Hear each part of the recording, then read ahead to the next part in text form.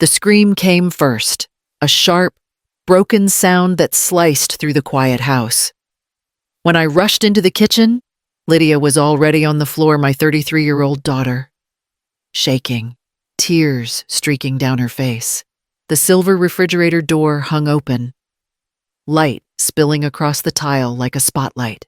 Inside, right in the center shelf, sat a small pink lunchbox covered in faded cartoon daisies. She was whispering my name. "Mom! What is this? Why would you—" Her voice cracked before she could finish. I didn't answer. I just stood there, breathless from the adrenaline, still in my worn nurse scrubs from the night shift. My name is Marion Dorsey, 67, a nurse for over 40 years, and until that night, I thought I knew what exhaustion felt like. But watching your own child collapse in front of a refrigerator because of something you put inside, that's a different kind of fatigue. The lunchbox was old. She used to carry it to elementary school, back when I'd work double shifts and slip little notes under her sandwiches. "You're stronger than you think." She'd forgotten. Of course, but I hadn't. That morning, after another 26-hour shift, I'd come home to find a new fridge standing beside mine, sleek, silver, humming arrogantly. Lydia had smiled, holding her coffee like a trophy. "That one's mine, Mom. Buy your own food from now on. Own." I remember staring at the yellow sticky labels she'd plastered over my groceries, each one marked Lydia in neat capital letters. Milk, eggs, butter, even the salt. Every inch of my own kitchen claimed, renamed, divided. I hadn't shouted. I hadn't cried. I'd just nodded, quietly, already knowing what I would do. Now, hours later, she knelt before the fridge that once made her proud, trembling before the weight of what it held. The hum of the motor filled the silence as I leaned against the doorframe. "You wanted your own fridge, sweetheart," I said softly. So I made sure it remembered who filled it first. And for the first time in years, my daughter had nothing left to say. By the time I pulled into the driveway, the sky was already bleeding into dawn. Charleston's humidity clung to my skin like a second uniform. My bones ached from the double shift 26 hours of beeping monitors, code blues, and holding strangers' hands through pain their families couldn't bear to see. I'd told myself that when I got home, I'd rest, maybe make coffee, feed the cat, and breathe somewhere that didn't smell like disinfectant. The first thing I noticed when I opened the kitchen door wasn't silence, it was the shine. A stainless steel fridge stood right beside my old white one, tall and cold like an intruder. For a moment, I thought I'd walked into the wrong house. Lydia was standing there barefoot in her robe, a mug of coffee in hand, scrolling on her phone. When she looked up, she smiled. But it wasn't the kind of smile a daughter gives her mother. "Oh, you're back early," she said.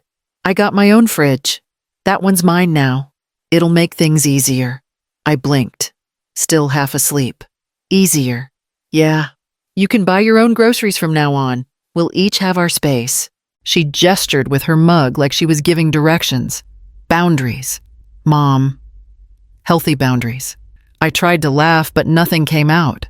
I looked at the old fridge, the one that had survived hurricanes, power outages, and every bad season of our lives, and then at the new one, humming proudly in its place.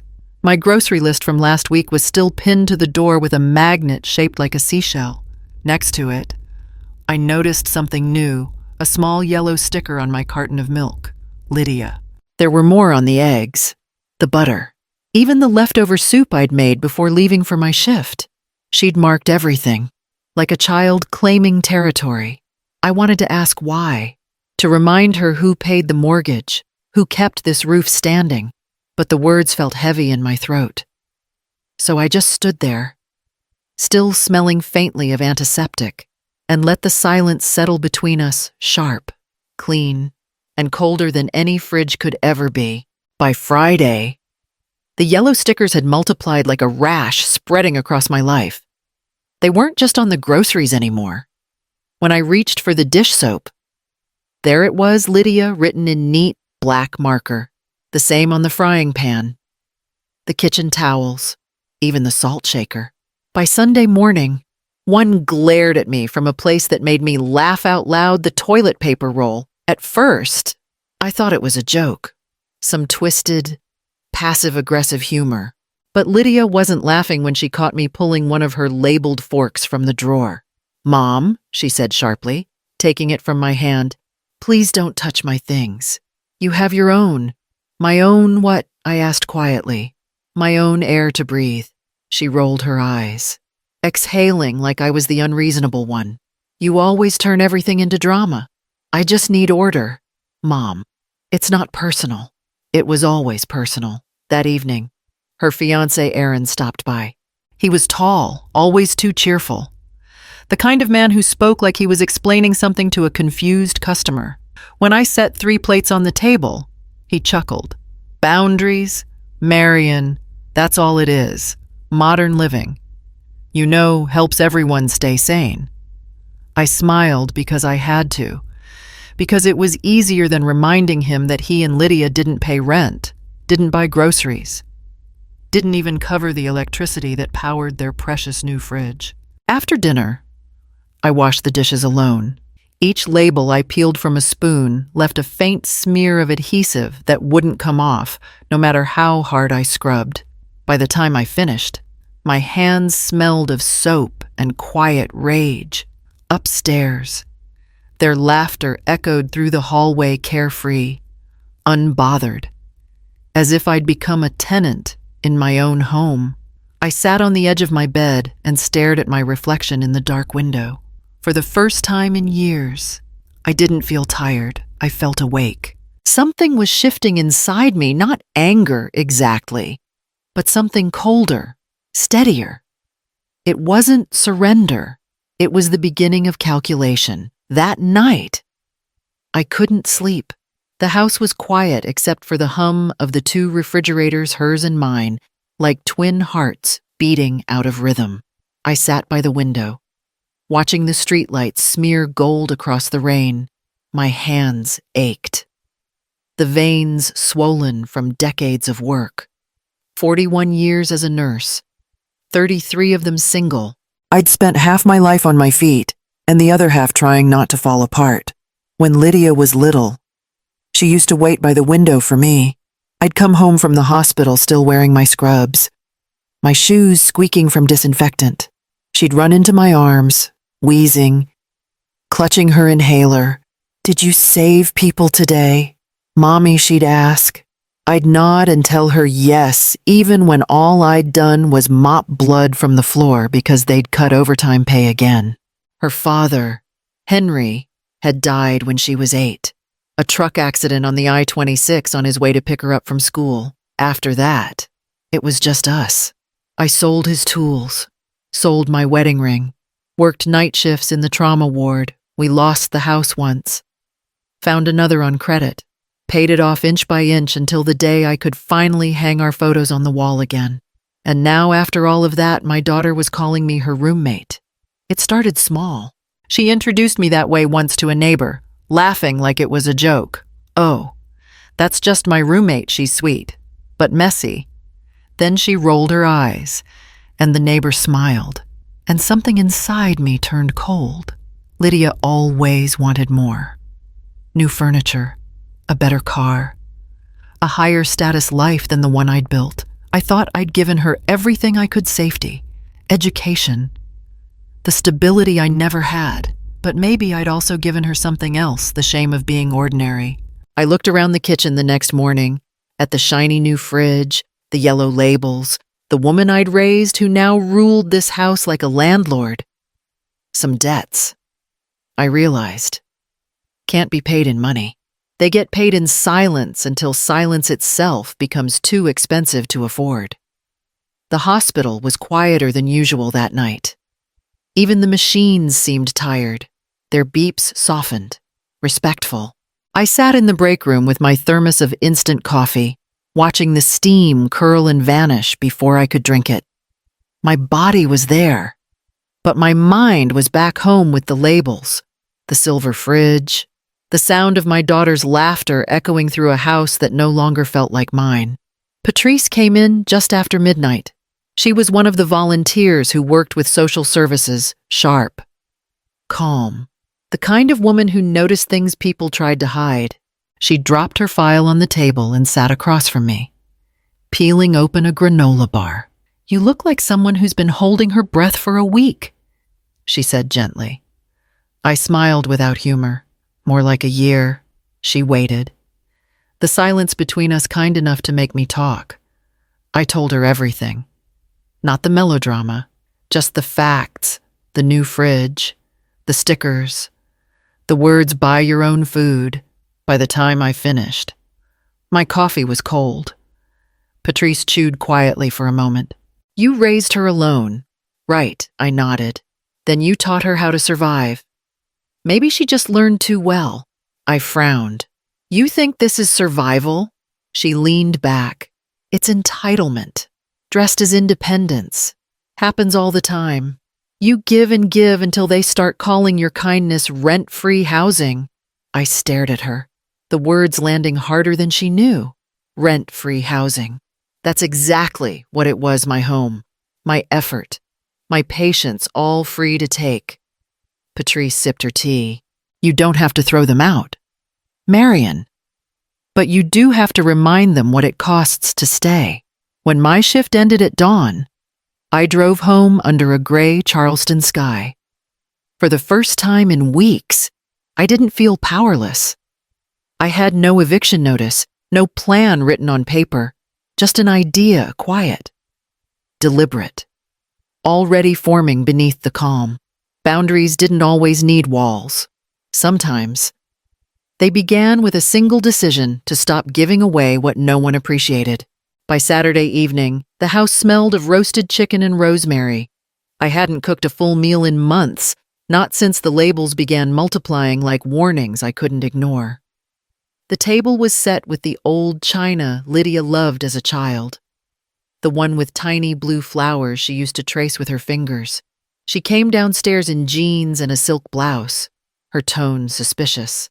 "What's all this dinner?" I said simply. "For both of us." For Aaron wasn't around.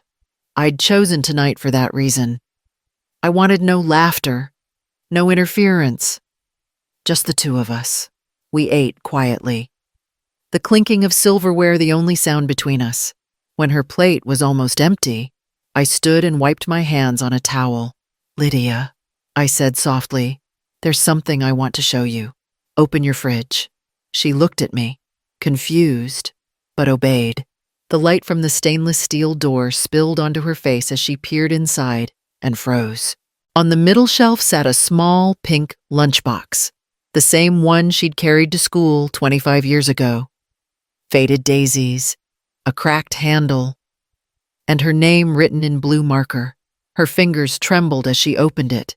Inside were old, yellowed papers. Hospital bills, grocery receipts, tuition invoices, each stamped, paid in my handwriting. Beneath them, folded neatly, was a note written in a man's strong, slanted script. It was her father's. "Home is what you give, not what you divide." Lydia's breath hitched. "Mom, where did you—" "From the box I kept under my bed, the one you said I should throw away." Beside the lunchbox lay another document, a printed agreement, bound neatly with a paperclip.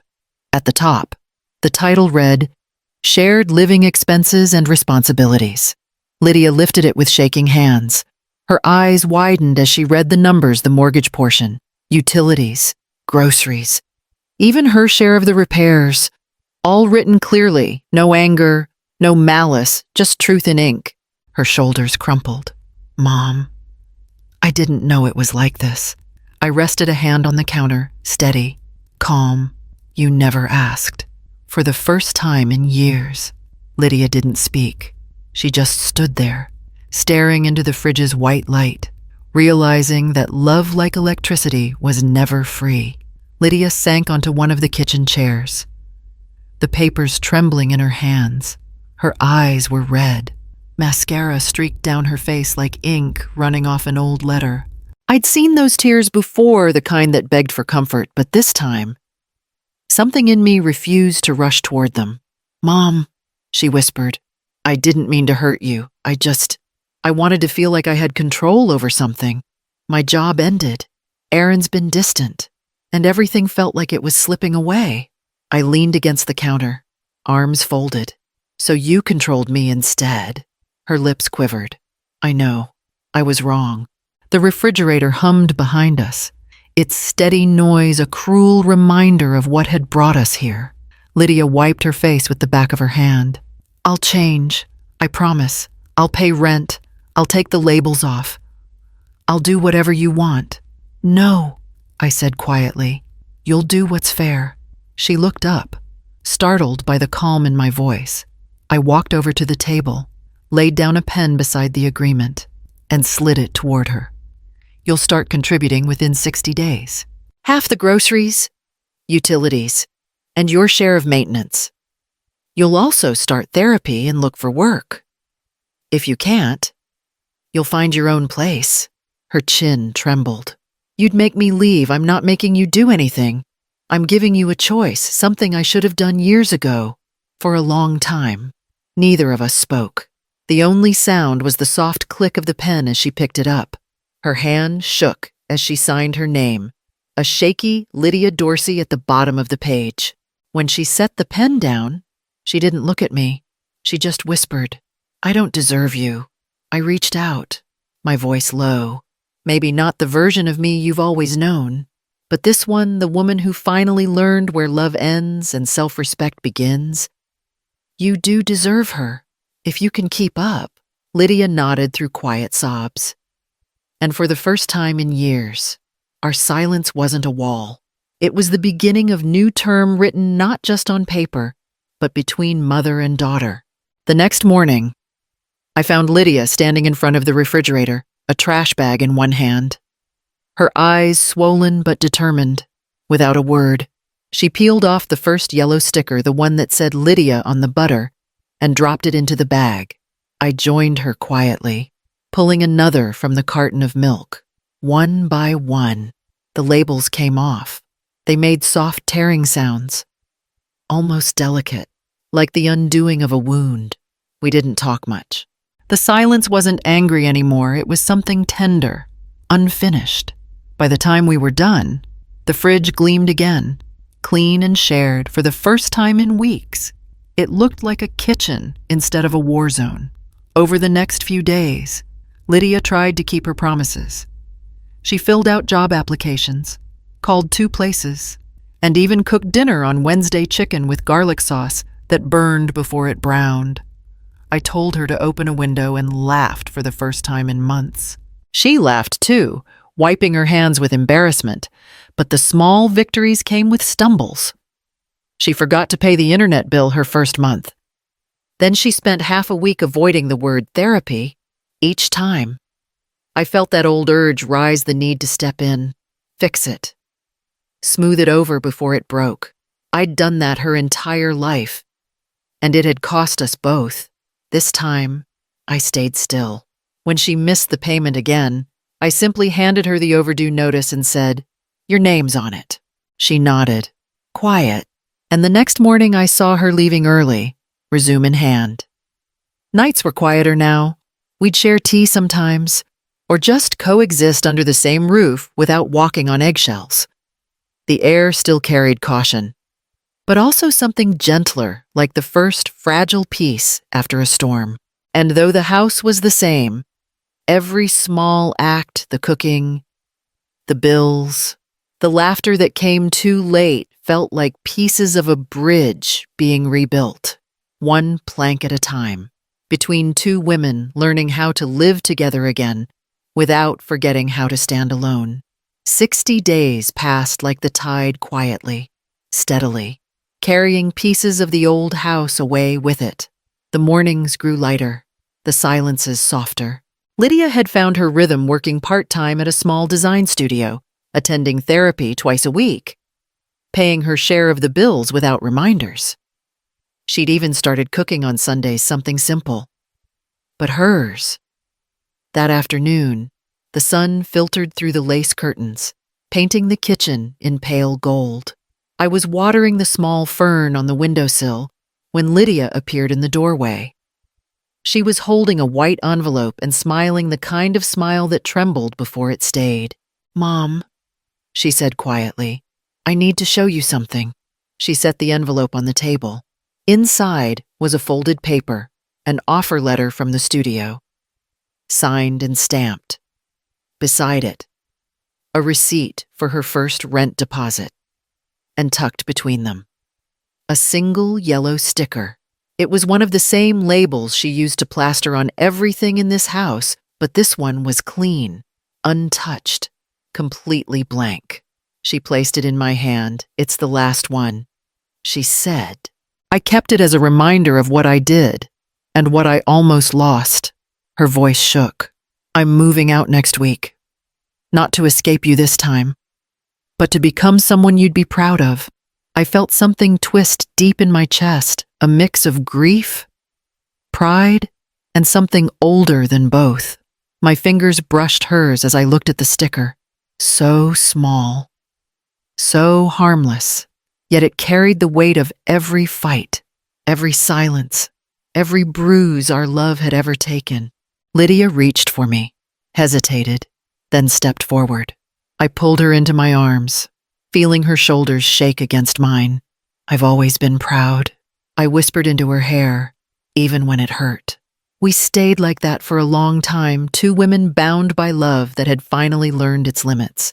When she pulled away, she left the envelope on the table and the blank label in my palm. It gleamed softly in the afternoon light. Empty, but full of everything we'd finally learned to say without words. 3 months passed before the house found its rhythm again. The mornings were still, the air light, the kitchen, once divided by lines and silence, had become what it was always meant to be, a place of warmth, of beginnings. Lydia visited every Sunday now. She always brought groceries in brown paper bags, her hair tied up, her cheeks flushed from the drive. The first time she came back, she unpacked quietly and set the bags on the counter. Each one was labeled in black marker, but this time, the word was different. Ours. We didn't say anything about it. We didn't need to.